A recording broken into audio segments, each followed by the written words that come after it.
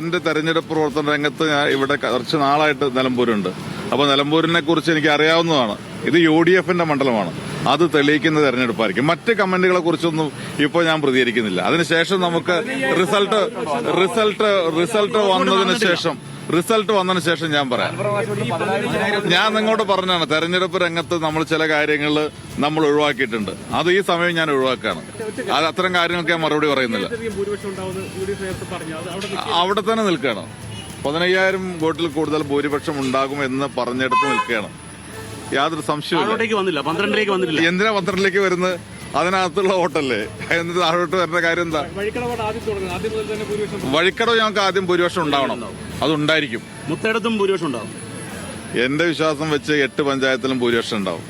എന്റെ കണക്കൂട്ടൽ വെച്ച് മുനിസിപ്പാലിറ്റിയിലും അമരമ്പലത്തും കേരളയിലും ഒക്കെ ഭൂരിപക്ഷം പ്രതീക്ഷിക്കുകയാണ്. മുഴുവൻ സ്ഥലങ്ങളിലും ഭൂരിപക്ഷം ഉണ്ടാവും. അതെ, 8 പഞ്ചായത്തിലും ഭൂരിപക്ഷം ഉണ്ടാവുന്ന തെരഞ്ഞെടുപ്പായിരിക്കും എന്നാണ് ഞങ്ങളുടെ കണക്കൂട്ടല്.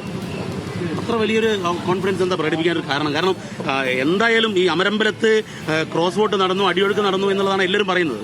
അല്ല, നമുക്ക് കാണാമല്ലോ. നമുക്ക് ഏതാനും മണിക്കൂറല്ലേ വേണ്ടുള്ളൂ. എനിക്ക് അതിനകത്ത് യാതൊരു വിശ്വാസം കുറവില്ല.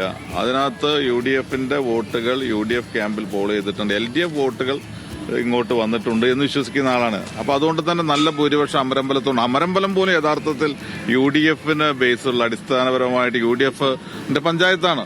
പല ഘടകങ്ങൾ കൊണ്ടത് മാറിപ്പോകുന്ന സാഹചര്യമാണ്. അതൊക്കെ തിരിച്ചു വരുന്ന ഇലക്ഷൻ ആയിരിക്കും ഈ ഇലക്ഷൻ.